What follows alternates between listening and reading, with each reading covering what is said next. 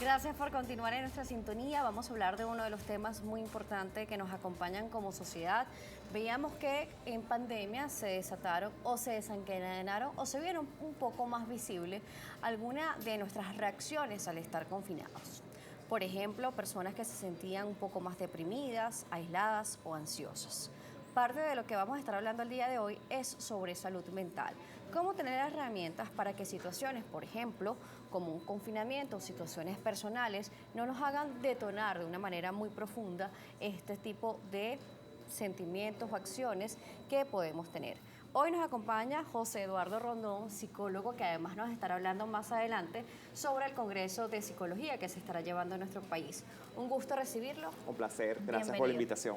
Gracias por acompañarnos. Vamos a hablar sobre la importancia de tener educación en salud mental. Cuando estamos muy pequeños nos enseñan a hacer muchas cosas, desde pequeños a recordar, pintar, sumar, restar, leer, pero no nos enseñan cómo tener herramientas reales para enfrentarnos a la vida como humanos. Es así. Y ya en este momento se sabe que sin salud mental no hay salud física. Entonces creo que es muy importante cultivar nuestra salud mental y no es solamente evitar estados de estrés, ansiedad o depresión, como podemos saber, sino realmente tener bienestar. Y el bienestar se cultiva, el bienestar se aprende, es decir, se aprende a vivir bien. Entonces creo que las herramientas psicológicas que podamos usar en un momento determinado para lograr ese bienestar siempre es sumamente importante, tanto para el individuo que las aplica como las personas que rodean a ese individuo. Por supuesto. Vemos entonces como a veces nosotros catalogamos las emociones como buenas y malas. Dicen que no hay emociones ni buenas ni malas, sino emociones. Pero tomando en cuenta que así lo entendemos normalmente, esas emociones que nosotros consideramos positivas porque estamos alegres, eufóricos, confortables y nos sentimos bien en estas situaciones, pero que nos desajustamos un poco cuando vienen momentos de duelo, de tristeza, de ansiedad, de depresión en general.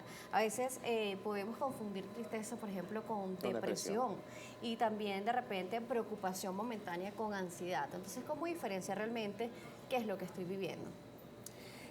Voy a citar unas cifras recientes de Psicodata, un estudio que se publicó recientemente por la Universidad Católica Tres Bellas, donde dice que la mayoría de los venezolanos, especialmente las mujeres, tienen problemas para reconocer e identificar sus emociones.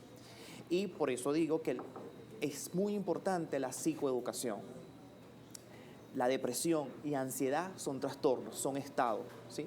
Son estados de displacenteros que por supuesto puede ocasionar disfuncionalidad, mientras que las emociones, como bien dijiste, no son buenas ni malas y son estados transitorios, episodios, y todas las emociones nos ayudan a la adaptación, mientras que esos estados, ya sea ansiedad o depresión, nos convierte en personas disfuncionales, es decir, no podemos tener el mismo rendimiento, ya sea en el trabajo, en el colegio o en la familia, porque nos sentimos mal. Entonces, cuando esas emociones duran mucho tiempo o tienen un estado prolongado, ya estamos hablando de un trastorno. Por supuesto. Además, yo tomaba como ejemplo la pandemia porque todos lo vivimos. Entonces, veíamos también como algunas personas se le detonaron ansiedades o estados no tan favorables y otras personas que lo tomaron de una forma totalmente diferente. Esto no quiere decir que no se angustiaron, que no se sintieron mal por estar confinados, sino que el abordaje o cómo se desencadenó fue totalmente diferente. ¿Por qué pasa esto? Bueno, aquí residen las diferencias individuales, ¿sí? Esto va a depender de cuál es la aproximación que tengan las personas con el problema, si lo ves realmente como un factor estresante o como un desafío. Entonces, esa aproximación de cómo la persona define el problema, cómo aborda la situación, es lo que nos va a diferenciar estas personas que tuvieron mucha ansiedad o estrés y las otras que lo vieron como desafío y, ¿por qué no?, como una oportunidad para desarrollarse en otras áreas.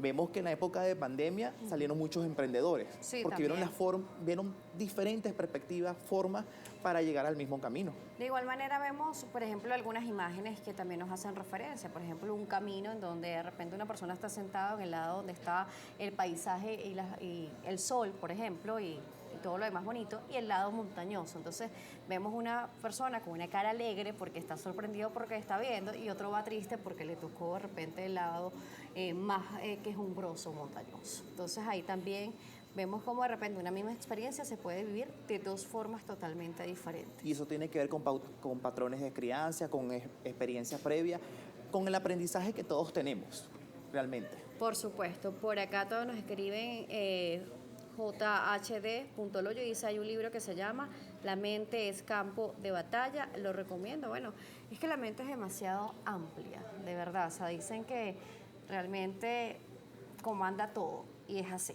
Entonces, vamos a ver cuáles son esas herramientas. Si usted de repente pudiera hablar con un niño en este momento que no tenga experiencias o creencias afianzadas, ¿cuál sería el mensaje o cuál serían esas recomendaciones que le daría para crecer como una persona saludable mentalmente? A un niño. Sí, vamos a tomar a alguien de cero, y por eso tomo el ejemplo de un niño, porque no hay creencias afianzadas, no hay vivencias de repente que te hagan tener predisposición ante una acción de vida. Mira, vamos a lo más básico. ¿Qué es lo que te hace feliz? Y si eso que te hace feliz no le hace daño a nadie, y por supuesto no te hace daño a ti. Muy bien. Si no le hace daño a nadie y tampoco te hace daño a ti, hazlo. Yo creo que allí está la clave sencilla de lo que puede ser una salud mental saludable. Y cuando hablamos de nadie, eso también incluye las normas sociales y las leyes. Por supuesto. Entonces eso también vamos a determinarlo. Es una persona en una sociedad. Por supuesto. Entonces, hacer lo que nos gusta sin hacerle daño a nadie. Esto sería como parte de las herramientas para tener una buena salud mental. Ahora, si una persona le dice, estoy pasando por este momento, sabemos que cada persona es individual, ¿no?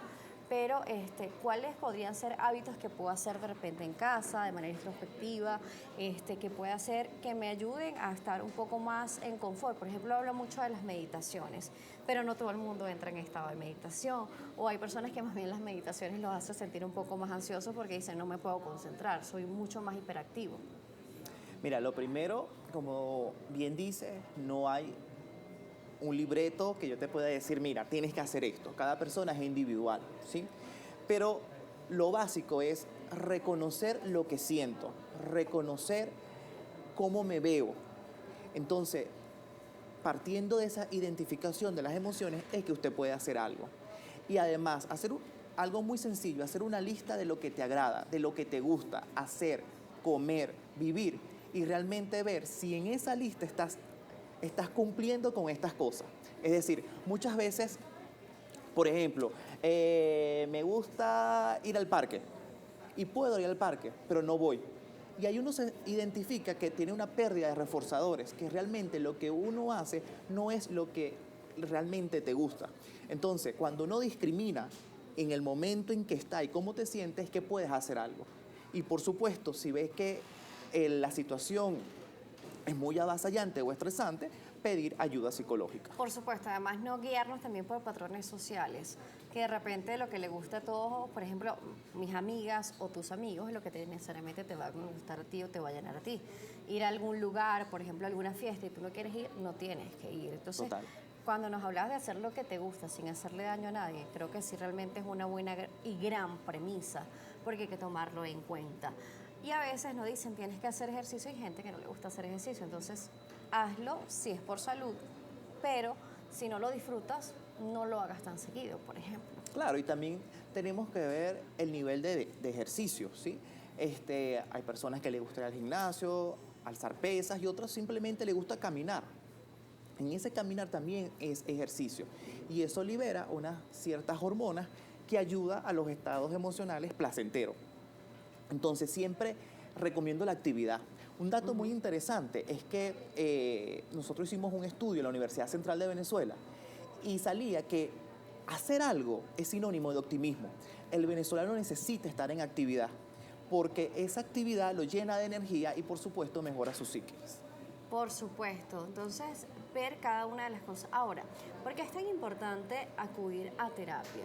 A veces pensamos como sociedad que si no tengo ningún problema o si yo creo que estoy bien, yo no tengo que ir a terapia. ¿Para qué hacerlo y por qué hacerlo? Mira, la terapia es asesoría, ¿sí?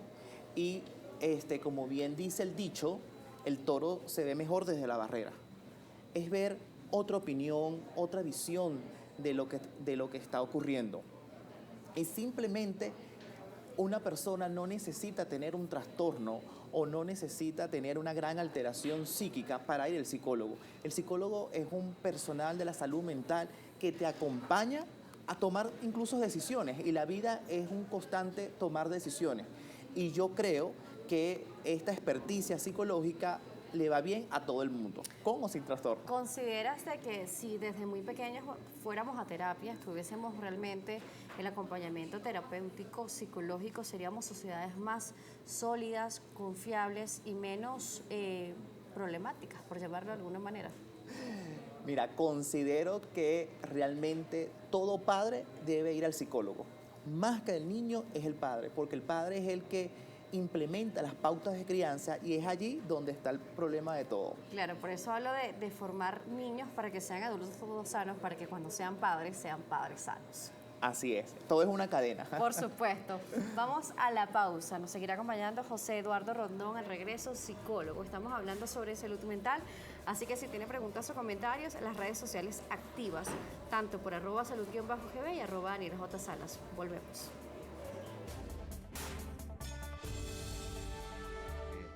El agotamiento extremo y las manchas rojas en la piel son señales de alarma del dengue muy comunes.